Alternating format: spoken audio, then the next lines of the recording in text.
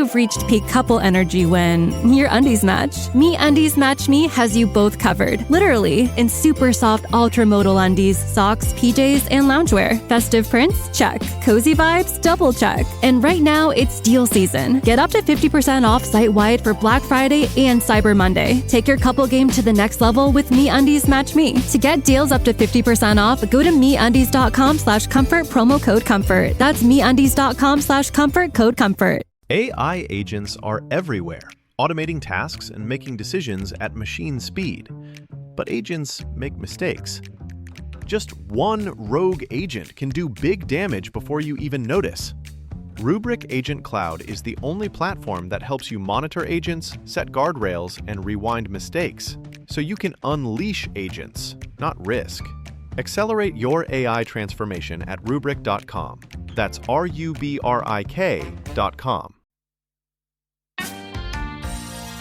M.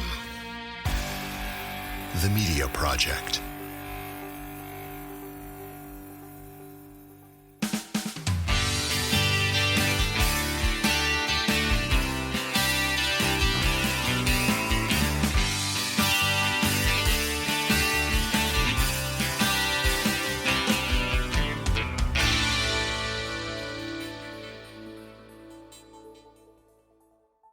Hey, you're into it for another exciting episode of Are We Here Yet podcast, the Are We Here Yet podcast. I, of course, am your host, Scott Graves, for another look at our built environment. Today, we're talking about rural communities, and we're going to profile a rural community that I've come to know through the lens of the person you're about to meet.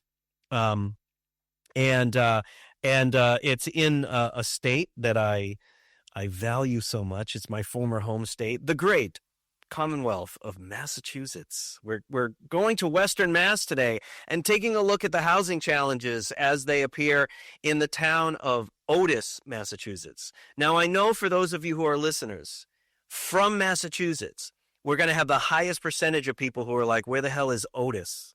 Because people in Massachusetts famously, of course, this is tongue in cheek, famously anything west of 495, they don't know what that is. And I know this because I also lived west of 495 and grew up there as a kid. And people would be like, where's Spencer? I don't get it. Is there a town in this state? Yeah, it is in our state. My guest tonight is Stacy Schultz. Stacy and I have gotten to know each other over these many months because she had first reached out to my firm. And we've been talking over time about the rural housing challenges in the great town of Otis and ways that we might be able to solve that problem down the road. Stacy, first off, I'm really glad that you can join us here on the podcast. Thank you so much, Scott, for having me. It's a pleasure and an honor. And just for listeners to know, I grew up in Otis, so I am a native. I left for a little while, explored the world, mainly the East Coast, and returned to finish raising my children here. So I am also the third or fourth generation in my family to live in Otis. And so long history here. I currently am serving in several capacities for our town. But what I'm talking about are my opinions tonight. So I just want you to know that I'm not representing the town of Otis. I'm not a realtor. I'm not a lawyer. So when Fred and Martha, your neighbors from down the street, listen and go, wait a minute, I don't think that. Ladies and gentlemen, come on, right? Rest easy. These are just the opinions of Stacy Schultz, right? Is that what you're trying to tell us? That's right. Yes. In all seriousness, no, before we get into the housing challenges, I think you alluded to the fact, you came back to town to have kids, but there's usually more reasons why people come back to a town. Give us a little bit of a snapshot of the life the life of the town of Otis, a little bit of its history, et cetera. So we have context to work from. Great. Yeah. So geographically, we are actually very central. Not central Massachusetts. Some forget that there's a western half of the state, as you alluded to, but we are an hour from Hartford, an hour from Albany, an hour from Springfield, 2 hours to Boston, and 3 hours to New York City. So really great place to vacation to. We have the largest recreational lake in Massachusetts, and it's still clean, very clean. There's limited access, so that helps keep it clean. We also have a thriving ski area, and it's one of the oldest ski areas in the country, actually. No kidding. Now that I didn't know. I did understand the history of recreation in the town, particularly with the lake. But I wasn't aware that the oldest ski area is in Not the oldest, one of the oldest. sorry. Yes, one of the. By the way, what counts as an oldish skier? Is it like 19 teens or 20s or something like that, or older than that? Just out of curiosity. I'd have to dig out my history books a little bit, but it's around the turn of the century, I believe. I know that cross-country ski trails have been in Otis for a very long time. And so, it's kind of like when you go to Ireland and you find the oldest bar in town. There's several of them. Yeah, that's like, it's like there's been a bar or some place here for people to drink on a rock since 1096. Oh, cool. Yeah. So you're doing the thing out there in Otis. Now we're going to talk a little bit about the housing challenge, right? The housing challenge hits a little different depending on where we live, right? And as we've talked about so many times here for our listeners, there is no housing market, right? The country is made up of, all countries are made up of potentially, tens of thousands of markets. So what are some of the challenges that are outstanding for Otis? And not just the housing specific, but what are the challenges that are created because there's a housing crunch there? Sure. So what's really interesting is that the United States Census Bureau, when they measure housing capacity, they delineate between full-time residents and other, whether it's vacant or seasonal. So we actually have 15% of the vacant or seasonal housing units in Berkshire County just within Otis. It's pretty significant. Yeah. So our second homeowner population really, it expands our population in the summertime. Some documents have it labeled as 11,000 people in the summertime. I don't know if that's 100% accurate, but it's written down somewhere. So just to give an idea, we have our median income here in Otis is actually pretty high because we have a high conversion rate between our second homeowners being second homeowners into them being full-time residents. So that's at $104,089 for median. Wow, that's actually high. Yeah. Yeah. We only have 2.4% of our population below the poverty line. There's 751 households in Otis. This is all according to the census, the 2023 census, American Community Survey, 5-year estimates. So we have 703 housing units total, and 56% of them are vacant or second seasonal homes or second homes. Wow. So yeah. Nearly 60% are either, for whatever reason, vacant or a second home. Yes, and primarily second homes. Because of the Otis Reservoir, there's just a density of second homes there. They used to be cabins. They were really affordable places for families to come in and either camp or stay the summer. Now they're becoming larger, more substantial homes around the lake. We also have a subdivision called the Otis Woodlands, which is a private community, and it's mainly second homeowners that live there. Mm-hmm. That population tends to like to come and for several seasons. So they'll come for a few weeks in the summer, a few weeks in the fall, leaf peeping. I mean, gorgeous views here. And then the wintertime, there's the ski attractions. In spring, well, it's a little quiet here in the spring. Are these people mostly coming from the greater Boston area and the other cities that you mentioned? Or where is the propensity, or is there a propensity of, regionally of where people have where the second homeowners are coming from? So we have a huge influx from Connecticut, New York, and also New Jersey. Interesting. Boston, it shows a fair crowd here too. so much of what you're describing, just as we're talking, a lot of these factoids, if you will, it's like the spitting image of Southern Vermont, right? Like the origins of where most of your second homeowners are coming from. It's interesting how Berkshire County and, my part of Vermont really track closely. You know what I mean? And we have similar issues. So you've got high socioeconomics. You've got a high rate of second homeowners, right? So we've got a lot of bedrooms that overwhelmingly, a lot of vacancy, right? Just sheer, does this keep, or does it represent like a fairly high age? Because that has consequences on the housing market too. Is Otis, for lack of a better term, an older community? Yes. So we have 56% of our population is 50 plus. So it's significant. I think that there's not a lot of homes on the market. There's less than 40 homes or pieces of land for sale right now in Otis. So when something was coming up, especially during COVID, it would go within hours of being put on the market, and it skyrocketed the prices of homes within our town. We were fortunate enough to install fiber cable throughout our town right before COVID hit. So both our children and adults were able to work from home, school from home, and in fact, our second homeowners from the city say we have better fiber internet than they have in a city. It's faster, more reliable. So I think that's helped convert some people to stay here or perhaps spend more time here, even if they are second homeowners. And that limits the available homes for younger families to move in.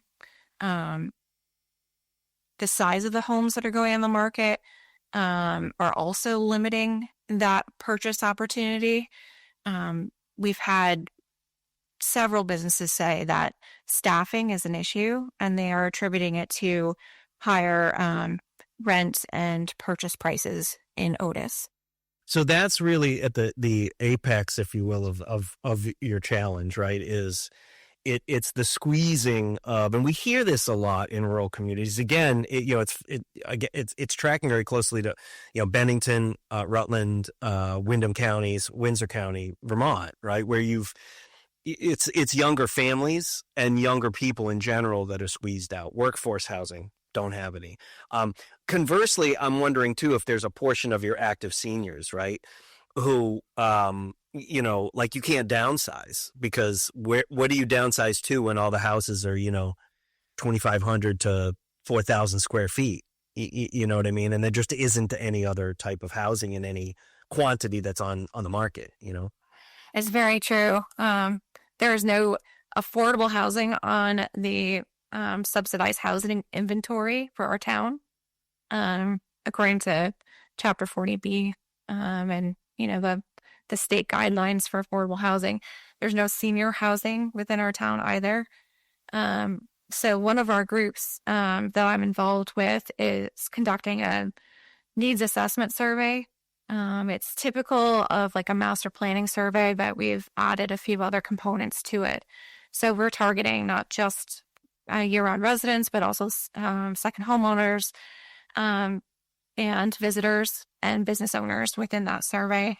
And I think that what the data is showing us right now is that seniors overwhelmingly want to age in place.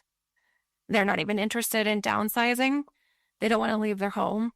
But very few have anyone from the next generation in their family living in our town. And so that poses a problem for care in the future. And it's going to really tax the services that we have locally, because we don't have a doctor in town. We have a great EMS team, but currently they're not even 24/7. And they are having a hard time finding people to fill those positions. Yeah. So What about the education system too? That's probably another sector. Does Otis probably has its own elementary school, but then sends out for the rest, right?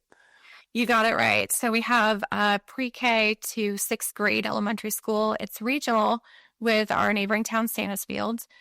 And actually, we were one of 13 schools that were rated for improving significantly on our MCAS scores, which is wonderful.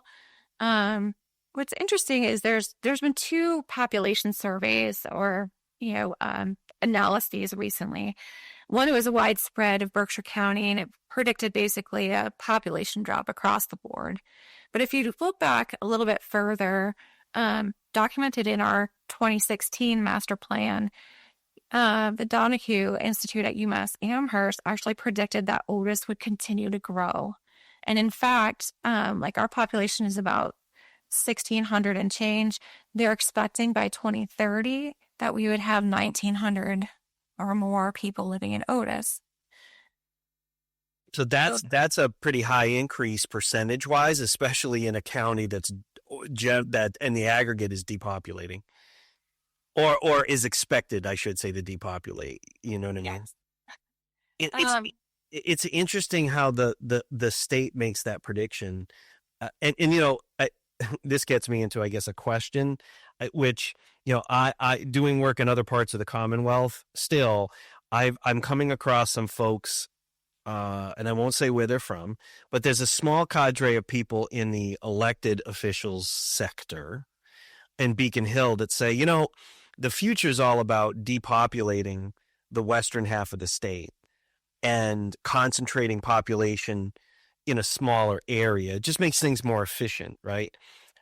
I feel like this is one of these things in Massachusetts, and it's not the only state in the union where this happens, but we see every 100 years or so, this argument pops up. It's not popular, it's not widespread, but it's this idea of if we all just become basically a favela of the greater Boston area, not to knock Eastern Mass, I'm not knocking any part of the state, I'm just saying, it's funny, we make these dire predictions, and yet we have infrastructure in large swaths of the 4 western counties. We have highway access. Depending on where you are, we have rail access. We have the proximity to major markets, right? So yeah, we're further away from Boston, but what happens is you're equidistant to not one, but a half dozen major cities. You know what I mean? And so you look at that and you say, well, this doesn't seem like this, out in the boondocks kind of place. You know what I mean? It is rurality. It's the option of living in a rural place, but being relatively well connected to major metros. Absolutely. And, I told someone who was managing some properties for outdoor recreation that when we drive by these large, well-established trees, those are the heirlooms that we're giving our children. And so a bit condescending terms that I've heard of that there's nothing out there. Why would we consider developing an Otis? Why would we move there? And that's precisely why. There's nothing but blue skies. There's nothing but green pastures. You can go out on the lake and have your own space. You're not hearing anyone else. And it's such a great quality of life. You can work from home and then go walk, hike a trail and come back and finish your work. I don't see the benefits, the added relief baked into a lot of urban centers, just because there's a density of people and noise or light pollution or, pollution in general. So I think that Otis and rural America will continue to be a desired place to live and work. Besides the fact that's where the food comes from. Listen to us now, city people.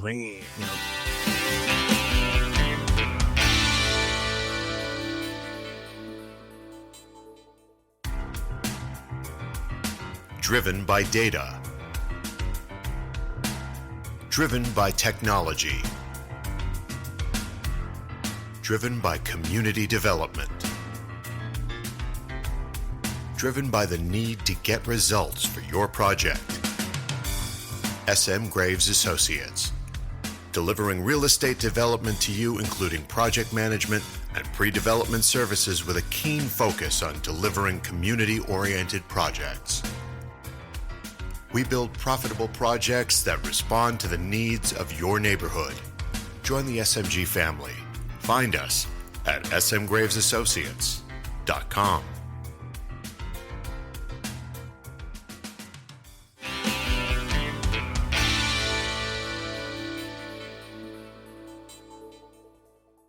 I would definitely say that the Berkshires rival any city in farm-to-table food. So They do. Well, they really do, right? And if in your part of the Berkshires, frankly, what happens is you're in the middle of Massachusetts, farm to table territory, so you can pull in from the western side of the state to the Hudson Valley, to the west of you. But you've got the Connecticut River Valley, which is some of the most fertile soil.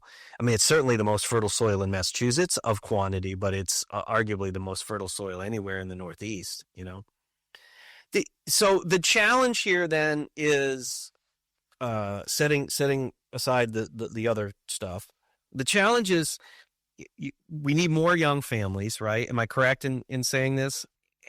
So this is a way for the town to grow, but also to grow so that it's sustainable over time, right? People that can pay 30 or 40 years of new property taxes, right? When they settle, because they're working, right?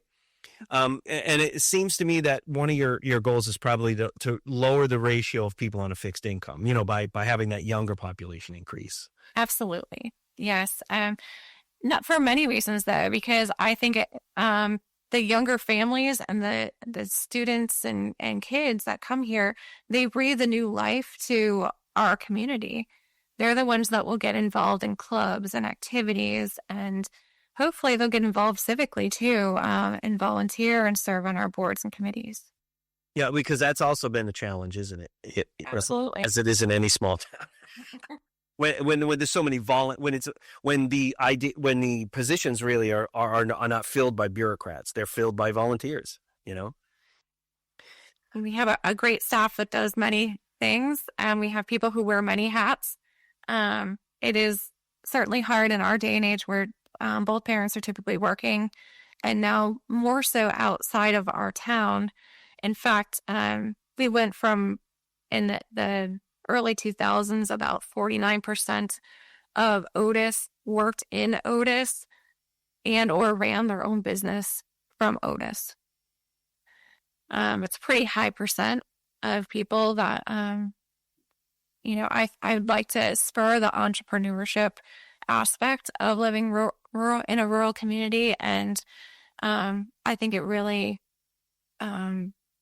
became really apparent in a business focus group recently about how much people love their town and they love working here because of the neighborly community and the support they get, not just from year-round people, but also from returning seasonal community members. What are the tools or what are the resources that you need to increase that then?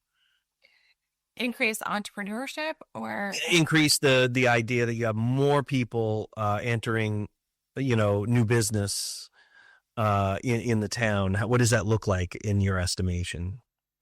Well, I think there should be some succession planning. A lot of the tradespeople in our town do not have people that are willing to take over their business. And that's a crucial element of, what we have to offer here. We have a lot of tradespeople running their own business. And I think teaching students that is a really viable option to work with their hands and to have experiential learning as part of their education is going to be good. There's been talk at our library about offering business services or connecting with more regional institutions to come to our town and meet the business owners and potential business owners where they're at. We've talked about potential podcast studio in hopefully our new library, which we received a grant from the state to help build. Man, every town needs a library. When I hear people saying, well, we're going to get rid of the library, no one goes to the library anymore. I'm like, seriously? That's not true. It's not true. It's one of the only third spaces that our community has. We don't have a full-time diner or coffee shop. We have a part-time diner that's wonderful, but it's only open Friday through Monday. So there's no place to sit inside except for a bar or restaurant in the evening on the other days. And it's back when we still lived in Massachusetts. In our community, granted, was a little larger than Otis, but we had so many people that just couldn't afford a computer. Okay, we had 20% of our population couldn't afford internet access, so the library was where you filled out a resume. The library was where you any sort of licensure for a job. Everything now is automated through a digital portal, and you paid your bills that way and so forth. So it's besides just the books, it's just so essential to so many different people, especially people of limited means, and because it's a resource there for absolutely everybody, regardless of your means, right? I mean, you can be fairly well off it, but you can choose not to have the technology because you're going to go to the library and use it there. It's just so essential, that every town, regardless of size, really needs to have it. You spent a lot of time. I know because we've had conversations over the course of this year. You've done a lot of good research. You're always looking for ideas to bring to the table because and just confirm for our listeners. So you sit on the town's housing committee, or is it a different committee that you sit on? It's actually called the Revitalization Committee. So we are looking at, there's several vacant properties within our downtown, and they've been vacant for a number of years. So we're trying to bring them back. They're kind of cornerstone properties that people would recognize. And part of that is also asking ourselves what makes a town vital, and housing and infrastructure, services, social cohesion, the ability to adapt to change. Those are all things that a vital town needs.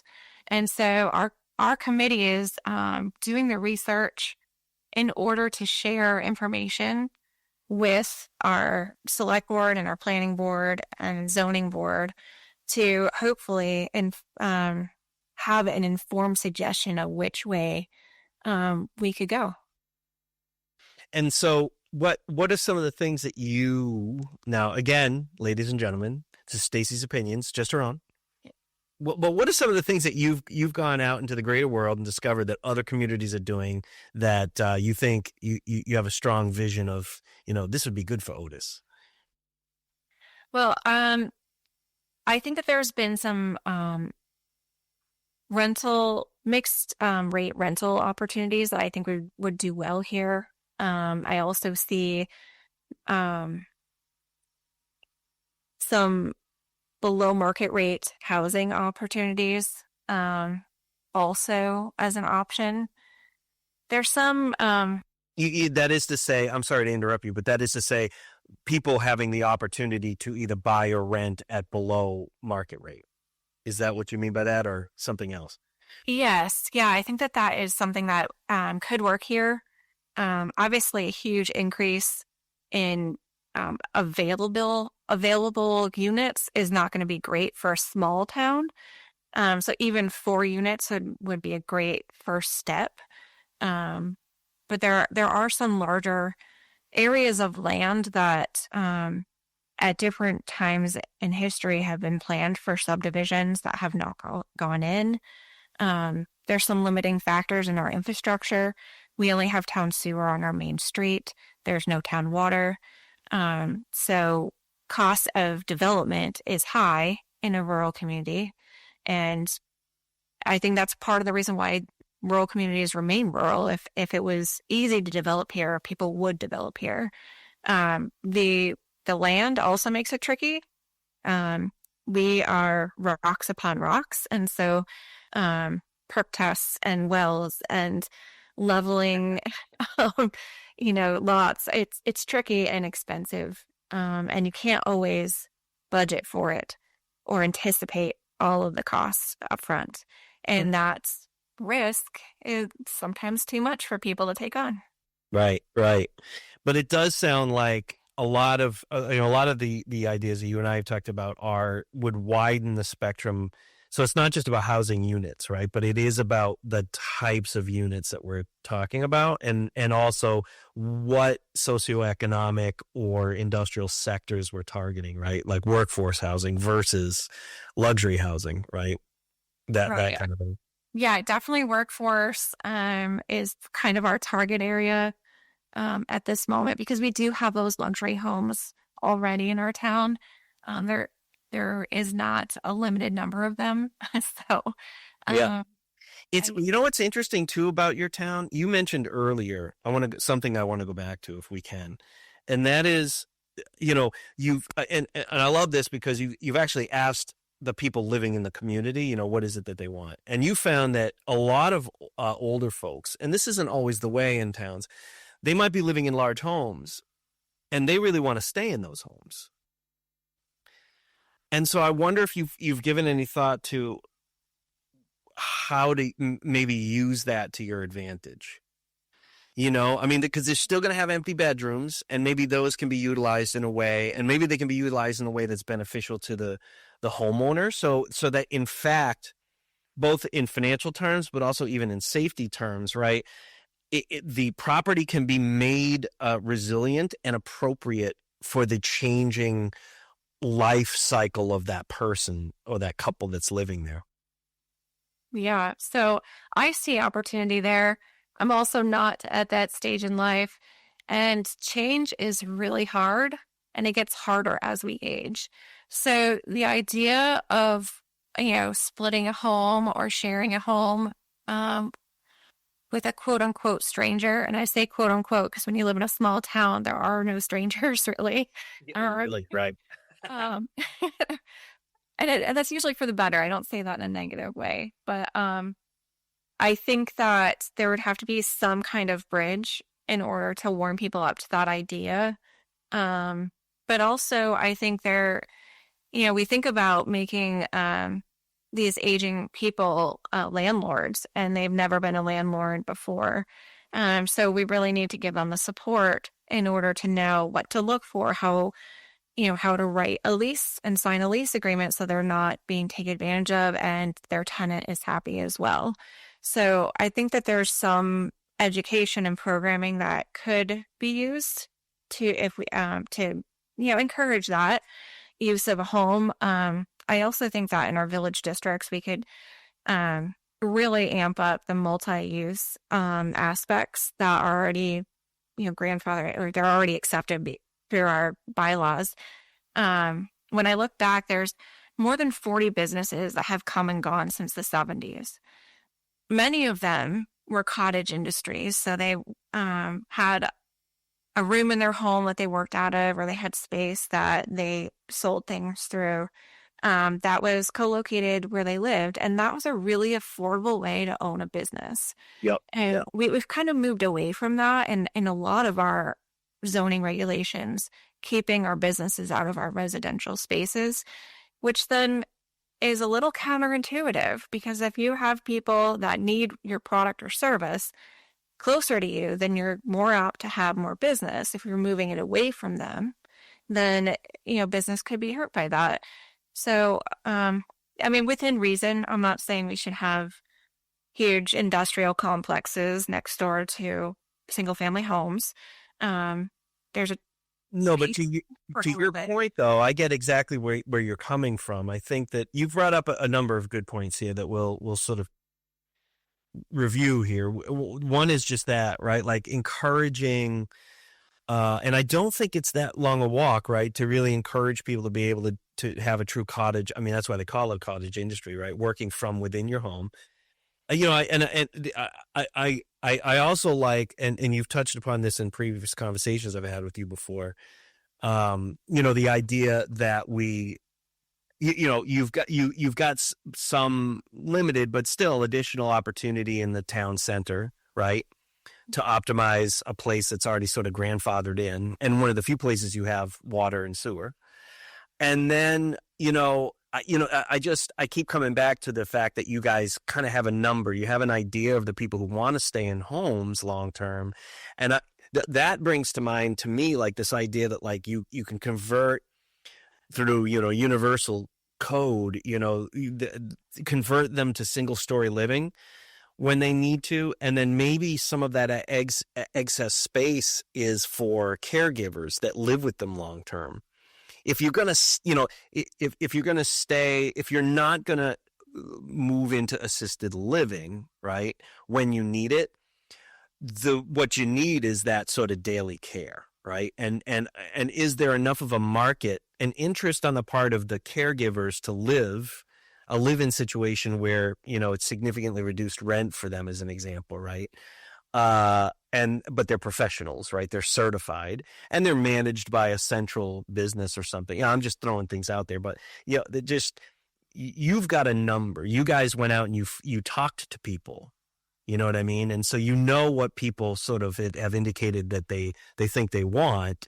And that's always an opportunity to solve a problem for someone, It is a great opportunity, and there's an overwhelming need for care, aging population care. And I say that because there's so much variation within those types of services.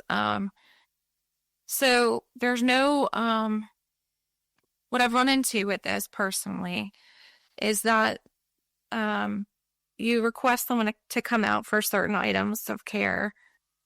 They have to drive 30 minutes to get to our town typically for one client. They get paid for the client, not for the driving. Right. And then they have to drive 30 minutes to their next client. So there isn't a density of clients within our town to support them coming here. And so it's really hard to find services from anywhere in our neighboring towns. Like you said, there will be an increase, and it will coincide with each other.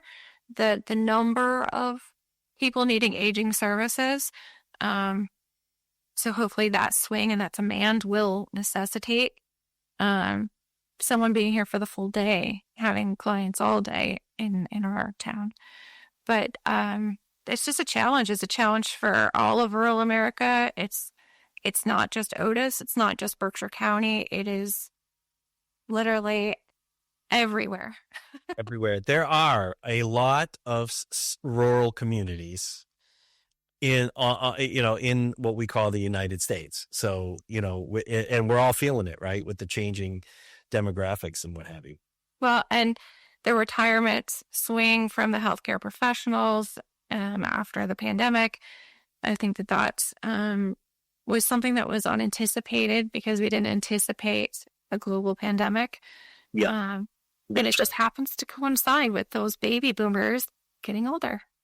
Yeah, that's right. That's right. Well, and then from a different angle, you look and you say, what can we do about all of these empty bedrooms that sit in some cases for 30 years not being used in a community that only has 700 domiciles, And is there a way to not only make use of them, but in a way that enhances the life of the current homeowners while creating another cottage industry for the area, right?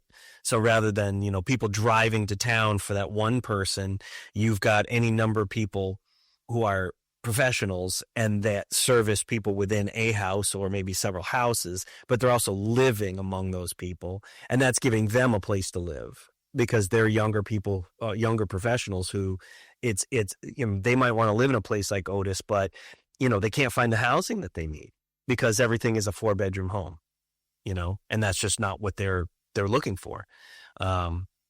Anyways, it's great that we're talking like this. This is why I like talking to you. You are one of these folks that, is civically engaged in your small town, and you've been going out. We should mention for the listeners here, I keep hearing, I hear from people in Vermont who have met you, and then you mentioned that Scott Graves, but I know that you've been going to all kinds of conferences and, and you're really doing your due diligence on what are the other communities around me doing about. And neighbors helping neighbors. And I still see that today, which is really wonderful. And I think really some of the appeal of living in a rural community, when my husband and I were deciding where to move back to when he retired, we decided to come here because I knew that if I broke down on the side of the road, it didn't matter what kind of bumper sticker I had in my car or what flag was flying in front of my house, my neighbor's going to stop and ask if I'm okay. And they'll know who I am, and I can trust that they're not, that they're safe. So I think we can't undersell that. Yeah, I think you're right. And that again, it's another manifestation of a resilient neighborhood, a resilient town. For sure. Yeah. I've been really excited to learn about all these different things and to learn about how others are kind of tackling this. We were kind of a forerunner. Our town put in a windmill a number of years ago. So that was something that many neighboring towns did not do. And I think, it was maybe a tough decision when we first did it, but it's paid off a lot, dividends, and it built trust within our community to try something new and to reach. So then that helped us, reach for the fiber optic sooner than some other communities did. And I think that could happen again. I'm excited about that. And, I'm also a little concerned about some of the projections of upcoming challenges, particularly to the grid. And, looking towards how do you just make energy and make it accessible to the people. I think that'll be, honestly, and this is a Stacy prediction here, the next great equity divide will be between the people who can create energy, store it, and use it, and those who can't. I don't disagree with you at all. Well, this has been a wonderful conversation. And do you have any last before we wrap up? And hopefully we're going to have a visual for folks out there listening, a map, and we'll show you where Otis is on the map. And the next time whether you're heading east or west on the Massachusetts Turnpike, you can stop in Otis. Don't just pass on through, because I sense that a solid number of us, Stacy, probably just pass right on by and don't stop in Otis, and we should.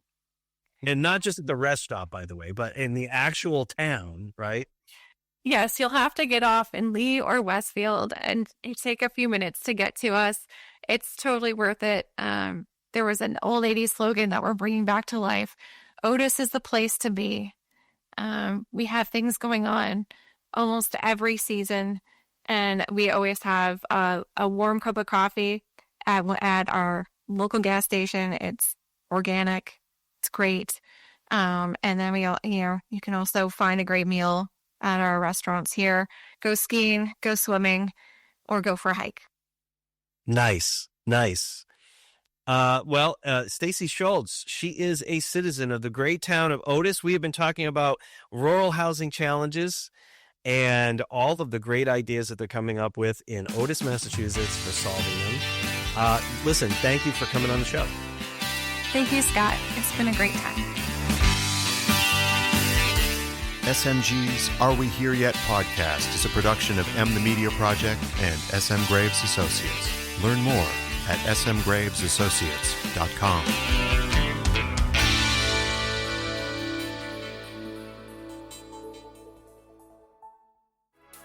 With fast-moving and sweeping changes to our economy in the works, we all need to reconsider how our investments are best placed.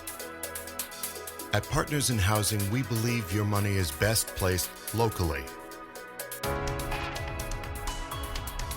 Utilized to increase value and provide stable and desirable housing to your neighbors.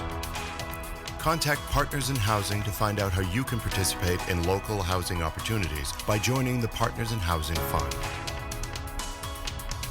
Look us up at partnersinhousingvt.com or email us at partnersinhousingvt@gmail.com.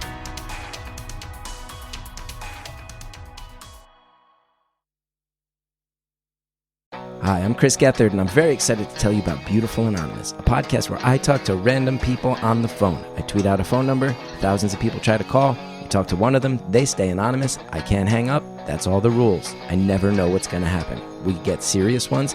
I've talked with meth dealers on their way to prison. I've talked to people who survived mass shootings. crazy funny ones. I talk to a guy with a goose laugh, somebody who dresses up as a pirate on the weekends. I never know what's going to happen. It's a great show. Subscribe today, Beautiful Anonymous.